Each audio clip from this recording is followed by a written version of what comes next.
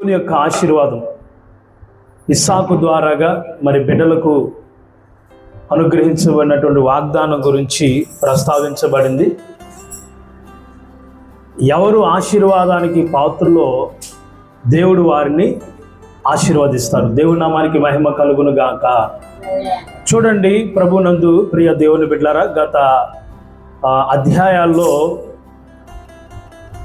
ఒక్క పూట కూటి కోసము జ్యేష్ఠత్వపు హక్కును అమ్మివేసుకున్నాడు. ఆధ్యాత్మికమైన దాన్ని నష్టపరుచుకున్నాడు. ఎవరంటే ఏశావు. ఒక్క పూట కూటి కోసము జ్యేష్ఠత్వపు హక్కును, తాత్కాలికమైనటువంటి వాటి కోసము ఏశావు ఏం పోగొట్టుకున్నాడంటే శాశ్వతమైన దాన్ని వదులుకున్నాడు.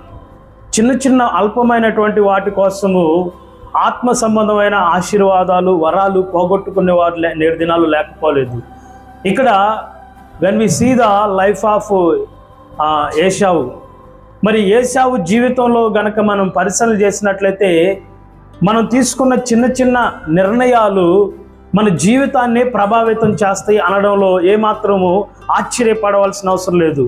ఏముందలే, ఈ ఆశీర్వాదం ఏముందలే అని అనుకుంటున్నాడు. ఆశీర్వాదం ఎక్కడా కూడా దొరకదు. ఇది అబ్రహాము యొక్క ఆశీర్వాదం. చెప్పండి, అందరు చెప్పండి.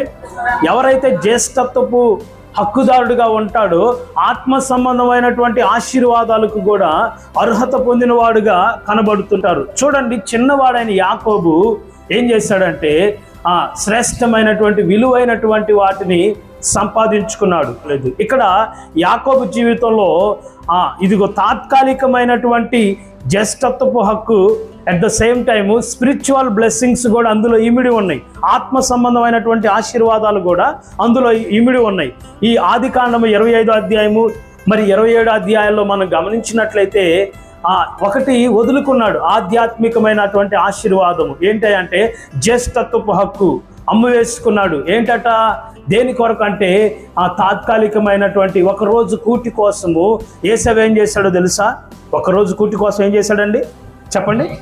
జ్యేష్ఠత్వపు హక్కును అమ్మివేసుకున్నాడు.